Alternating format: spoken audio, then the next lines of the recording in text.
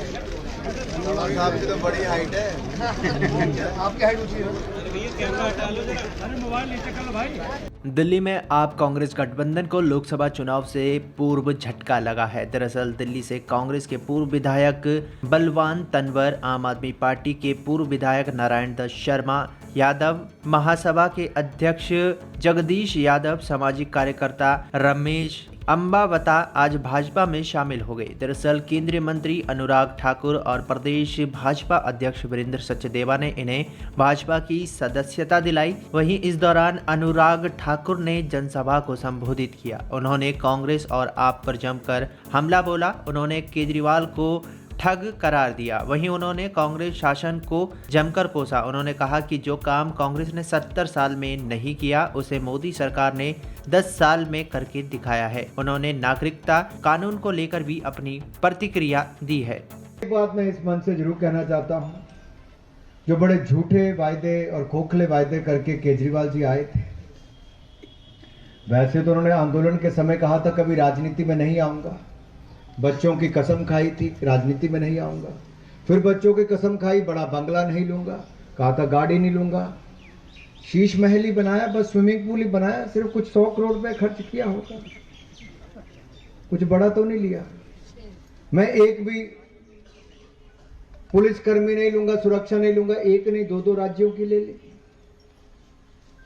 कहा था ईमानदारी के साथ करूंगा, आज आधे मंत्री जेल में है, उप मुख्यमंत्री जेल में है, ऐसा कोई बचा नहीं जिसको केजरीवाल ने ठगा नहीं। लेकिन सबसे बड़ी बात है, इन्होंने राजनीति को दूषित किया है। मेरे मन को आज इतनी पीड़ा हुई जब मैंने सुबह उनका बयान सुना कि कोई व्यक्ति ऐसा कैसे हो सकता है,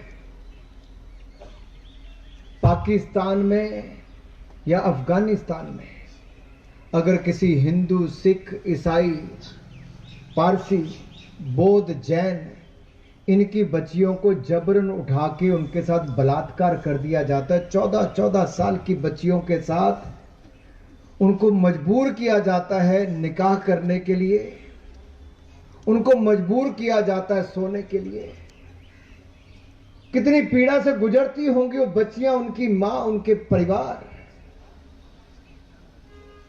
क्या उसकी कल्पना वो व्यक्ति नहीं कर पाया जिसकी अपनी बेटियां हैं?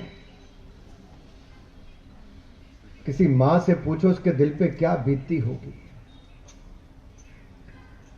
और देश की राजधानी से ऐसी प्रेस कॉन्फ्रेंस करके कहते कि क्यों उनको लाया जा रहा है। अरे जब विभाजन हुआ था तब यह तय हुआ था कि धर्म के आधार पर विभाजन है, लेकिन जो कुछ लोग वहां रह गए तो नेहरू जी ने कहा था कि उनको वहां संरक्षण मिलेगा। कांग्रेस ने 70 साल में कोई संरक्षण नहीं दिलाया।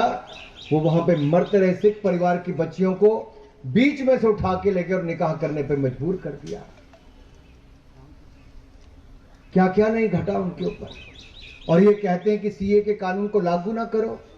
अरे जो 75 साल तक कांग्रेस नहीं कर पाई, वो नरेंद्र मोदी जी में ही ताकत थी कि उन पड़ोसी मुल्कों में रहने वाले, चाहे वो हिंदू हो, सिख हो, ईसाई हो, पारसी हो, जैन हो, बौद्ध हो, अगर उनके किसी परिवार के साथ प्रताड़ना की जाती है, उनके साथ खिलवाड़ किया जाता है, तो उसको नागरिक देने का काम भारत सरकार करेगी, नरेंद्र मोदी की सरकार करेगी।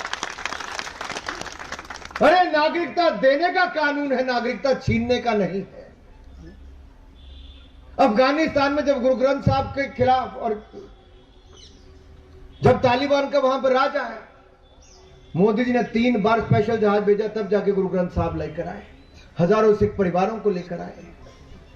आज वो दलित परिवार जो वर्षों से इंतजार कर रहे थे कब उनको नागरिकता मिलेगी, क्या ओबीसी दलित के इस देश में जो पाकिस्तान से आए, क्या उनको अपना हक नहीं है? जिनकी 2-2, 3-3 पीढ़ियां बीत गई, यहां पर उनको नागरिकता ना मिले। क्या चाहते हैं आप? भाई और बहनों, मैं आपसे सिर्फ इतना निवेदन करना चाहता हूं, आज आप उस दल में आए हैं जिसने 2014 में कहा था ना खाऊंगा ना खाने दूंगा। 10 साल के बाद आज मैं उनकी सरकार का मंत्री आपके सामने खड़ा होकर कहता हूं, 75 साल में एक ऐसी सरकार मोदी ने दी है जिसके ऊपर 1 रुपए का भी भ्रष्टाचार का आरोप कोई नहीं लगा पाया है। नरेंद्र मोदी की सरकार। कहां लड़खड़ाती चरमराती अर्थव्यवस्था थी और कहां वहां से हमने पहुंचाकर आज दुनिया की 5वीं सबसे बड़ी अर्थव्यवस्था बना दी। आप तीसरी बार मोदी जी को प्रधानमंत्री बना दो, हमारा देश तीसरी सबसे बड़ी अर्थव्यवस्था बन जाएगा।